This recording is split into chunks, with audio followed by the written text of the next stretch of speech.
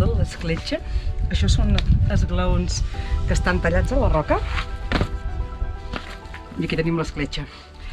Estem a la Morera del Montsant, Priorat. Això era zona de pas del camí cartoixà per anar des d'aquesta banda del Priorat cap a l'altra banda, o sigui, cap a Ulldemolins, cap a la Bisbal de Falset, cap a Margalef, i després tiraries cap a les Garrigues i després tiraries cap a Lleida. I també és un pas per si ens hem de començar a escapar. Això estem gravant aquest vídeo just després de les eleccions, sí?